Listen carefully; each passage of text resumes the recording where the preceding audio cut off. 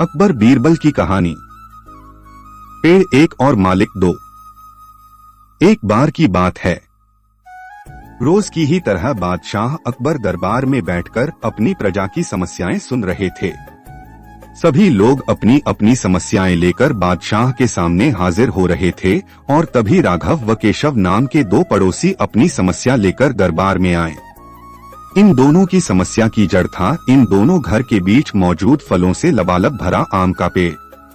मामला आम के पेड़ के मालिकाना हक को लेकर था। राघव कह रहा था कि पेड़ उसका है और केशव झूठ बोल रहा है। वहीं केशव का कहना था कि वह पेड़ का असली मालिक है और राघव झूठा है। पेड़ एक और मालिक दो का मामला बहुत उलझा हुआ था और दोनों में से कोई भी हार मानने को तैयार नहीं था। दोनों पक्षों की बातें सुनकर और सोच विचार करने के बाद बादशाह अकबर ने यह मामला अपने नवरत्नों में से एक बीरबल को सौंप दिया। मामले को सुलझाने और सच्चाई का पता लगाने के लिए बीरबल ने एक नाटक रचा। उस शाम बीरबल ने दो सिपाहियों से कहा कि वे राघव के घर जाएं और कहें कि उसके आम के पेड़ से आम चोरी हो रहे हैं। उन्होंने दो सिपाहियों को केशव के घर जाकर भी यही संदेश देने को कहा। साथ ही बीरबल ने कहा कि यह संदेश देने के बाद वो उनके घर के पीछे छिपकर देखें कि राघव और केशव क्या करते हैं। बीरबल ने यह भी कहा कि राघव और केशव को पता नहीं लगना चाहिए कि तुम उनके घर आम की चोरी की सूचना लेकर जा रहे हो।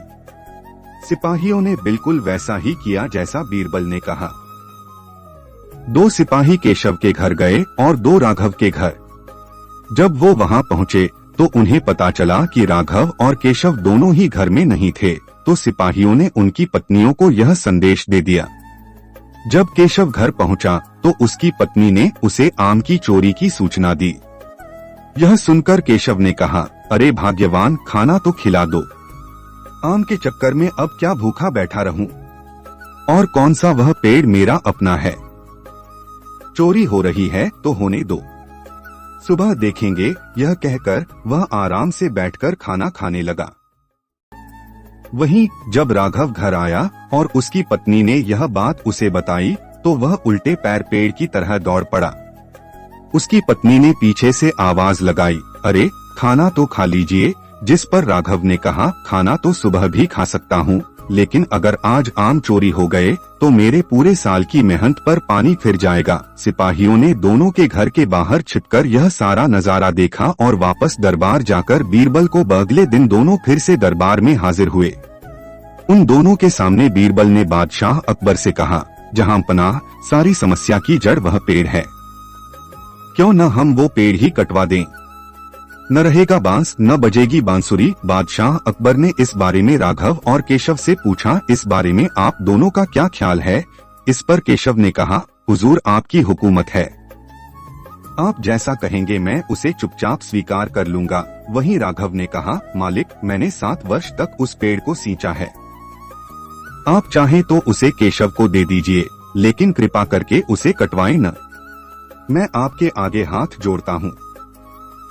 उन दोनों की बात सुनकर बादशाह अकबर ने बीरबल की तरह देखा और कहा, अब आपका क्या कहना है बीरबल? इसके बाद बीरबल ने बादशाह को बीती रात का किस्सा सुनाया और मुस्कुराते हुए कहा, हुजूर, पेड़ एक और मालिक दो, ऐसा कैसे हो सकता है?